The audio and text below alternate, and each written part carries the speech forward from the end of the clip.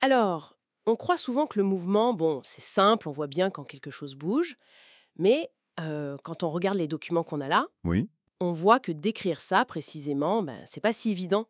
On a des schémas, des définitions, l'exemple de l'astronaute, la roue de voiture. c'est ça. L'idée, c'est de démêler un peu tout ça, comprendre comment on définit, comment on mesure le mouvement d'un objet, en physique. Oui, et c'est une exploration super intéressante parce que ça touche à des concepts de base, mais qui sont parfois un peu contre-intuitifs, même pour des choses qu'on voit tous les jours. Tout à fait.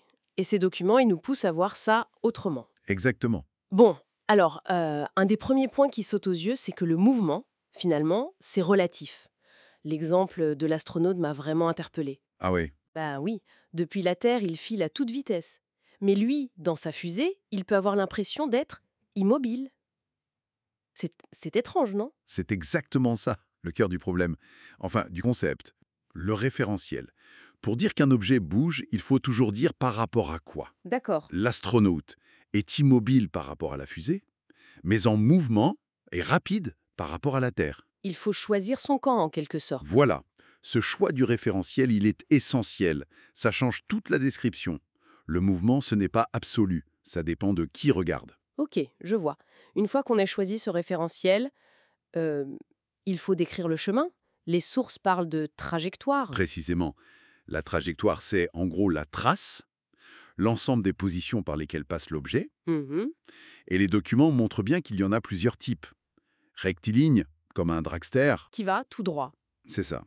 Circulaire, euh, le bout d'une balle d'hélice ou un marteau qu'on fait tourner. Ah oui. Et puis, bon, la plupart des mouvements sont plus complexes, on dit curviligne ou quelconque. Imaginez cette ligne, c'est la base pour analyser après. Et après le chemin, il y a la vitesse, évidemment. Alors là, en voiture, les sources rappellent un truc, le compteur de vitesse et le compte-tour. Oui, les deux indicateurs principaux. Et j'avoue, la différence, elle n'est pas toujours super claire. L'un dit à combien on avance en kilomètres La heure, vitesse linéaire, oui. et l'autre à combien de tours par minute le moteur tourne. Comment ça s'articule, ces deux vitesses? C'est une très bonne remarque. Ça pointe vers deux aspects différents du mouvement. Le compteur, c'est la vitesse linéaire, le déplacement, Aller d'un point A à B.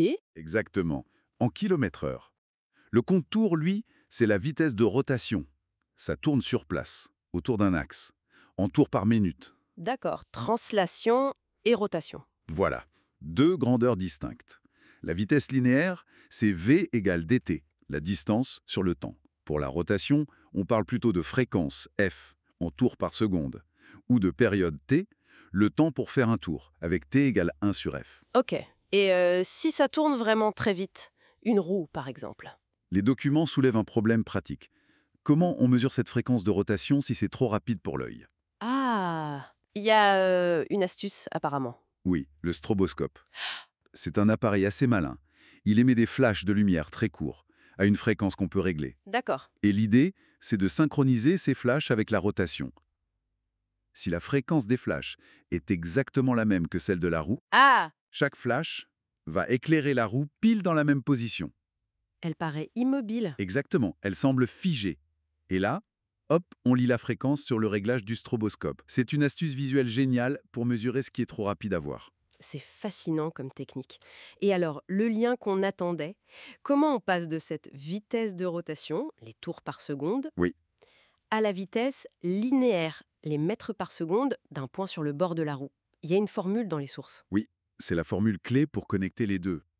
V égale 2 fois pi fois R fois N. Ok, décortiquons ça. V, c'est la vitesse linéaire. En mètres par seconde, attention. R, c'est le rayon de la roue. En mètres aussi, c'est important. Et N, N, c'est la fréquence de rotation, mais attention, en tours par seconde, pas par minute. d'accord. Et 2 fois pi fois per, ça c'est la circonférence. Le tour de la roue. Exactement. C'est la distance parcourue en un tour. Donc, distance par tour multipliée par le nombre de tours par seconde, ça donne bien une distance par seconde, une vitesse linéaire. Logique. Appliquons ça à l'exemple réel. Une roue de R égale 3 cm, donc 0,03 mètres, Bien, la conversion.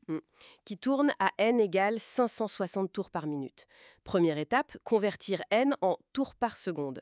560 divisé par 60, Ça fait environ 9,33 tours par seconde. voilà. Donc V égale 2 fois pi environ 3,14, fois 0,03 mètres, fois 9,33 tours par seconde. Si on calcule ça, 2, 3, 14, 003, 9, 33, on trouve à peu près 1,7 mètres par seconde. 1,7 mètres par seconde. Et pour avoir ça en kilomètres-heure, comme sur le compteur, Ah, la conversion classique. Il faut multiplier par 3,6. pourquoi 3,6 déjà?